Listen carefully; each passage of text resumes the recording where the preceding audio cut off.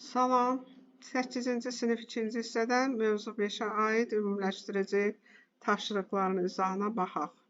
Məntiqə əsasən sual işarəsinin yerinə uyğun gələn anlayışı müəyyən edin. Nazik bağırsaq mədədən sonra yerləşən şöbə, nazik bağırsaqdan sonra yerləşən şöbə olacaqdır. Yoğun bağırsaq. Mən bir dənə baş hərfi yazacağam. Yoğun bağırsaq. Mədədə zülalların parçalanması başlanır, karbohidratların parçalanması başlanır ağız boşluğunda. Bax, ağız yazıram. A hərfi yazacağam bir dənə bax. Ağız boşluğunda. Yetkin insanın hər çənəsində kiçik azı dişi 4 dənə, yetkin insanın hər çənəsində böyük azı dişlərin sayı olacaqdır 6 dənə. Lizosim ağız suyu vəzləri, pepsin isə mədə vəzləri. Mədə vəzləri. Həzm kanalının ilk şöbəsi ağız boşluğu, həzm kanalının son şöbəsi anal dəlik. Orqanizmin ən böyük vəzisi qaraciyər, həzm kanalının ən uzun şöbəsi nazik bağırsaq. Nazik bağırsaq. Keçdik ikinci suala. Baxaq görək ikinci sualda. Deyir ki, düzgün ifadələrə müsbət, səhv ifadələrə isə mənfi ilə işarələyin. Baxırıq 1 qram yağın tam parçalanmasından 17,6 kilojoule bu səhvdir. Bildiyiniz kimi yağ 1 qram parçalananda 38,9 kilojoule enerji ayrılır. Zülallar bağırsaqlarda gliserin və yağ turşularına parçalanır. Bu da səhvdir. Bildiyiniz kimi zülallar amin turşularına parçalanır. Dəmir eritrositlərin tərkib hissəsinə daxildir. Bu doğru ifadədir. İştəgəl qoyacaq. Orqanizmdə əsas enerji mənbəyi yağlardır.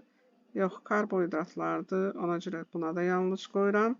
Kalsium duzları sümüklərin böyüməsini təmin edir. Doğru ifadədir. Buna üstəgəl qoyacaq. C vitamini görmə pigmentinin tərkibinə daxildir. Bu da yanlışdır. Bizim burada cəmi 2 dənə düz müddəamız oldu. Baxırıq, şəkildə həzm sisteminin bir hissəsi göstərilmişdir. Hansı ki struktur bitki yağlarının həzmində iştirak edir? Bitki yağlarının həzmində öd, bir də mədə altı vəzinin ifraz etdiyi lipaza fermenti iştirak edir. Bax, 3 ilə 5 götürüləcək. Mədəni götürmür, çünki mədədə süd yağlarının həzmi həyata keçirilir. Odur ki, doğru variantımız B bəndi olacaqdır.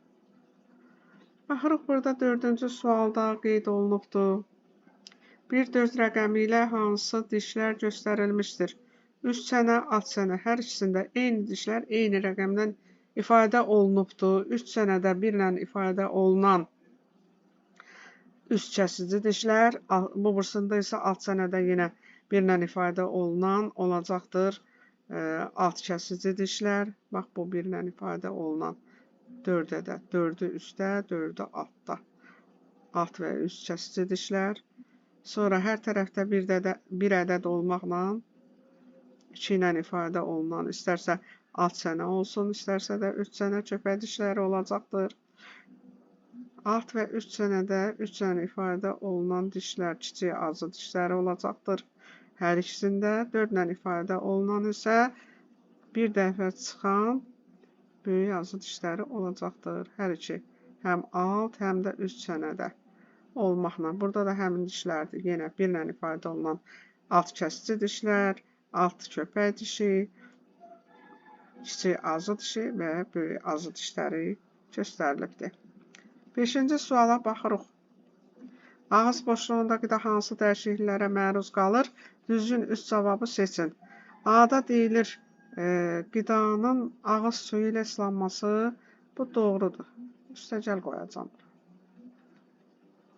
Sonra qidanın xırdalanması, bilirsiniz ki, bu da ağız boşluğunda həyata keçir. Buna da üstəgəl qoyacağım.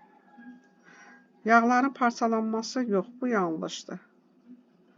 Nişastanın parçalanması bildiyiniz kimi karbohidratların həzmi, yəni ilk həzm prosesi ağızda başlayır. Karbohidratların, yəni nişastanın parçalanması ilə. Zülalların parçalanması isə yanlışdır. Baxırıq növbəti. Asar sözlərdən istifadə edərək cümlələri tamamlayın. Burada hansına aiddir, onu qeyd edəcəyik. A-da deyilir həzm kanalının genişlənmiş hissəsi bildiyiniz kimi mədə adlanır. Mədə burada 3 ilə ifadə olunubdur. Ona görə bax bura yazıram 3.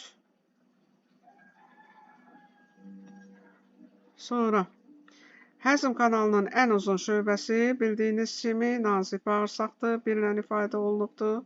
Bura yazırıq 1.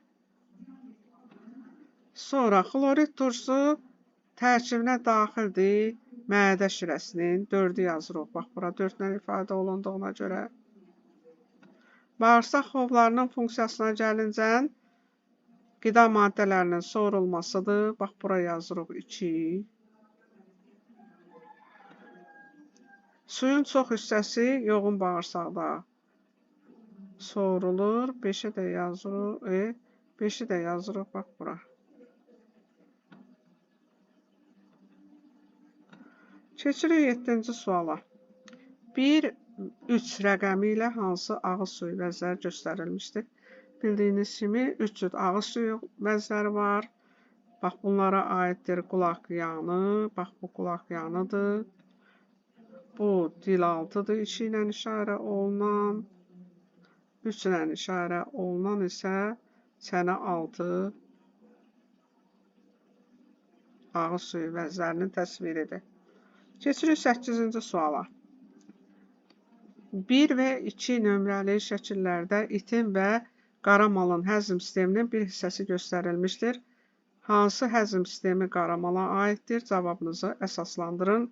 Qaramalın həzm sisteminin quruluşu onun qidalanmaq xüsusiyyətləri ilə necə əlaqədardır? Bunu da qeyd edəcək. Bax, bu birinci gördüyünüz kimi itin həzm sisteminin müəyyən bir hissəsidir.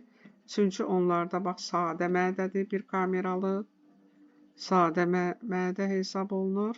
Həmçinin də bunlarda bildiyiniz kimi heyvanı mənşəli qidaları qəbul elədiyinə görə, bax bu bağırsaqlar görürsünüz ki, güdəkdir, qısadır. Bu ithayda oldu. Amma ikinci şəkildə isə gördüyünüz kimi bu qaramala aiddir. Qaramal bilirsiniz ki, otla qidalanır. Otla qidalanan canlılarda həzm sistemi həzm sistemində bağırsaqlar uzun olur. Həmçinin də mədə çox kameralı olur. Bax, bildiyiniz kimi qaramalda mədə 4 kameralıdır.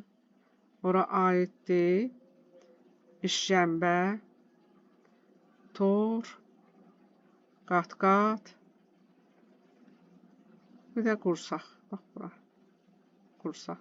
Sonra keçir bağırsaqlara və gördüyünüz kimi bitki mənşəli qidaları qəbul elədiyinə görə, yalnız bitki mənşəli qidalarla qidalandığına görə bunların bağırsaqları da uzundur.